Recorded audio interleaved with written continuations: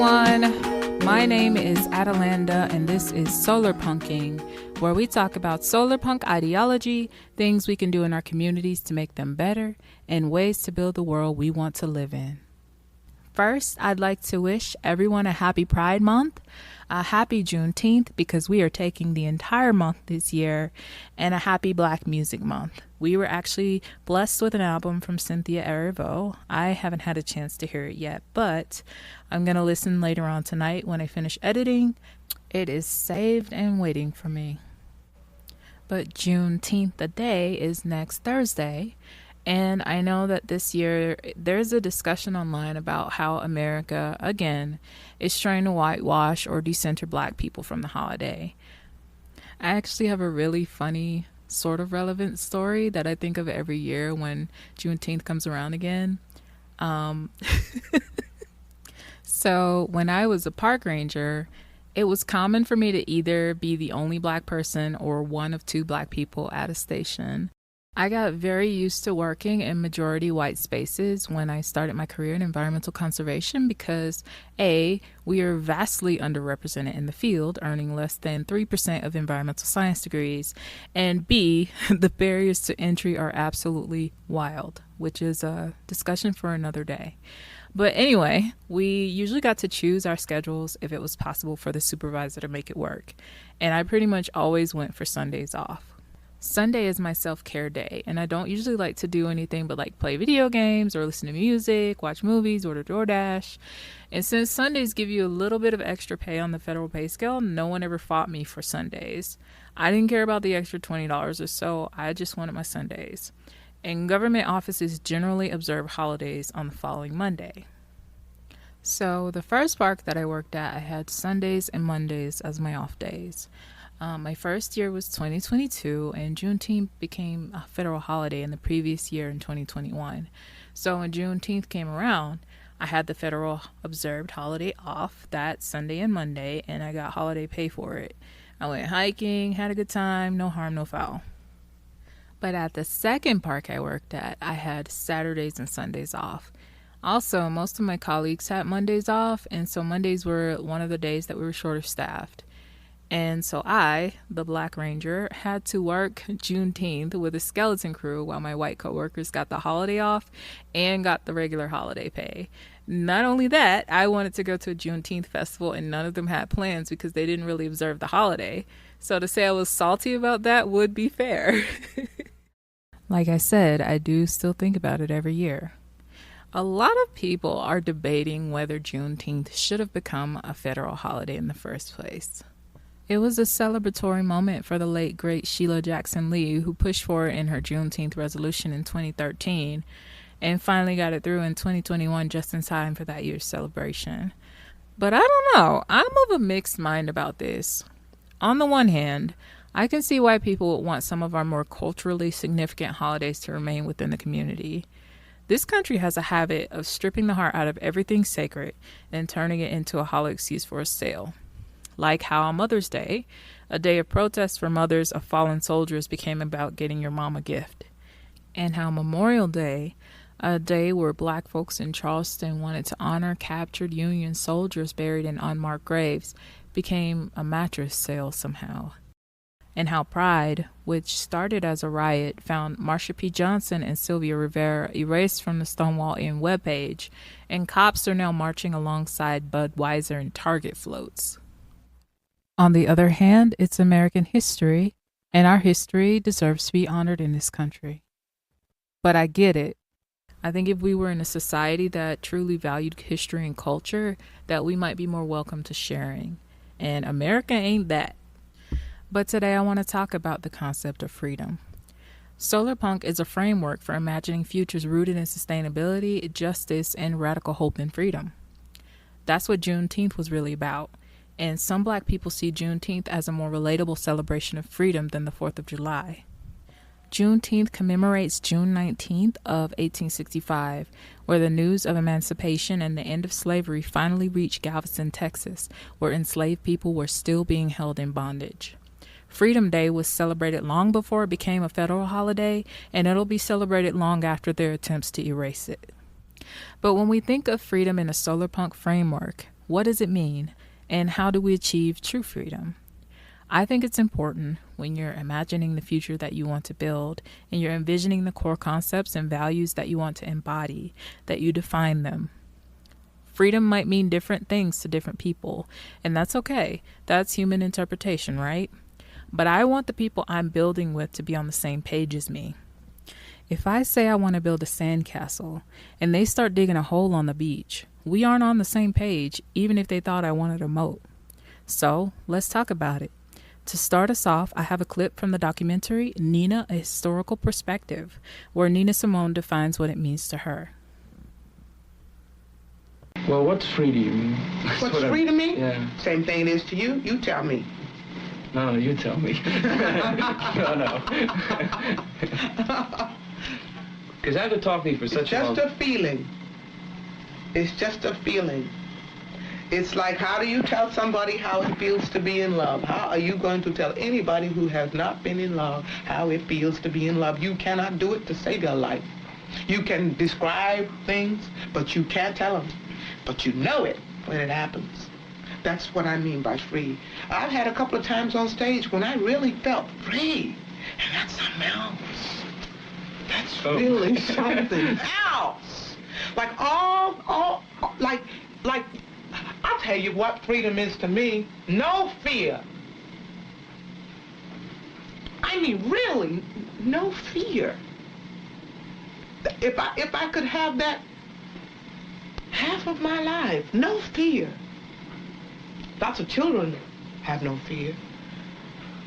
That's the closest way, that's the only way I can describe it. That's not all of it, but it is something to really, really feel.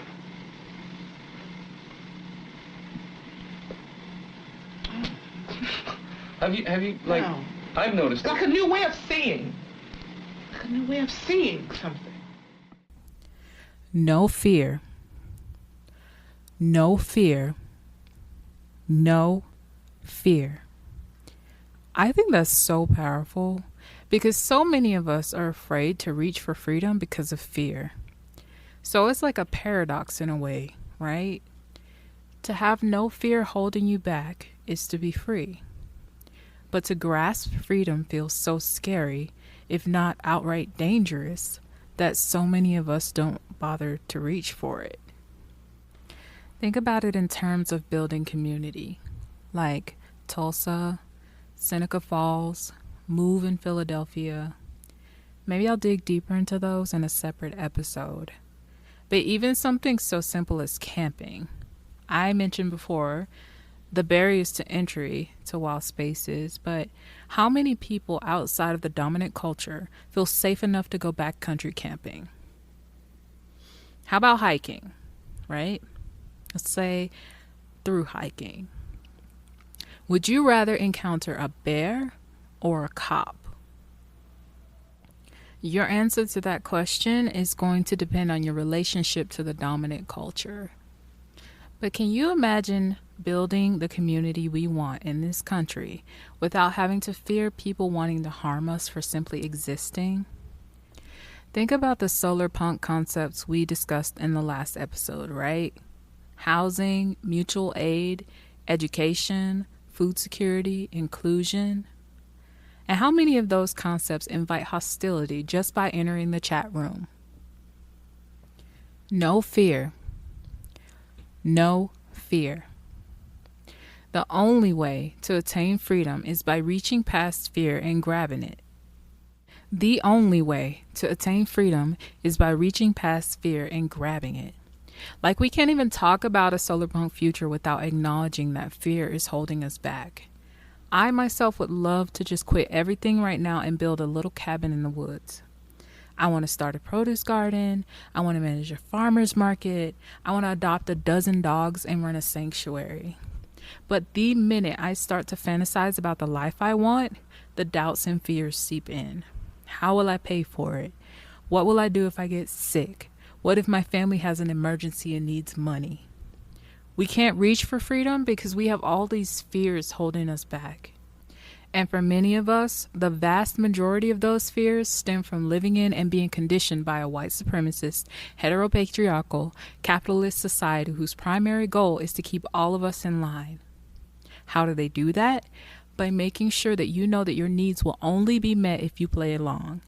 And even if you do, they still may not be. No fear. No fear. I think it's possible to attain that freedom. We just have to believe we deserve it. And sinners also discuss this facet of freedom. I would love to have a broader discussion about it and how it fits into a solarpunk framework. But on the surface, Smoke and Stack have a goal of building a space that is for them, where they can escape from the oppressive society they live in and build a community with like-minded folks. They want to construct a juke joint, which sits outside the moral acceptability and economic restraints that the dominant culture places on them. From the very start, people were plotting against their success because they were behaving a little too free to be left alone to enjoy themselves, but they reached for it anyway. The movie, of course, has earned critical acclaim as a cultural masterpiece, but if you haven't already, I definitely recommend checking out the soundtrack. Last Time I Seen the Sun is such a beautiful song, and Alice Smith just does it so much justice. It's absolutely beautiful, and it's an ode to freedom and what it meant for that movie, so I definitely recommend checking it out.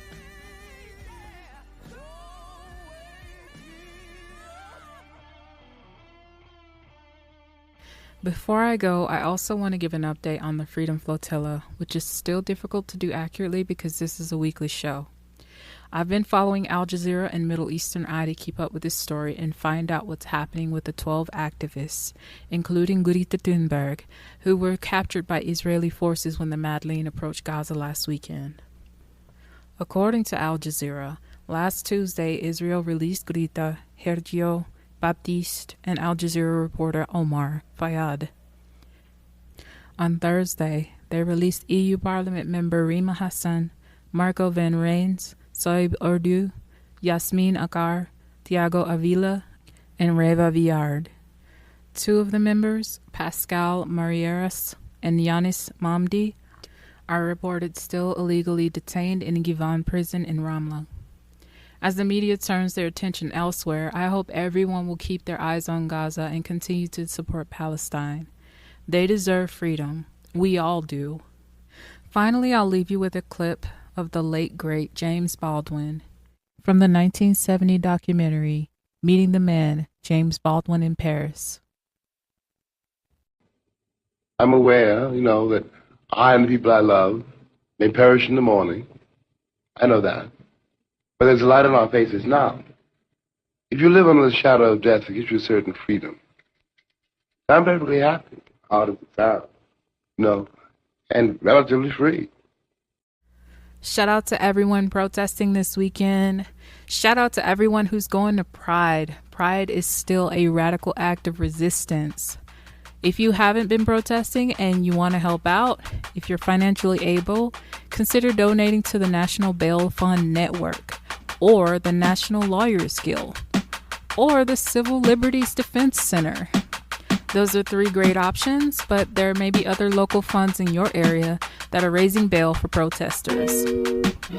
Thanks for listening to episode 2 of Solarpunking. You can catch new episodes every Sunday this summer, where I will talk about solarpunk ideology, things we can do in our communities to make them better, and ways to build the world that we want to live in. Oh, and thank you to everyone who liked and subscribed.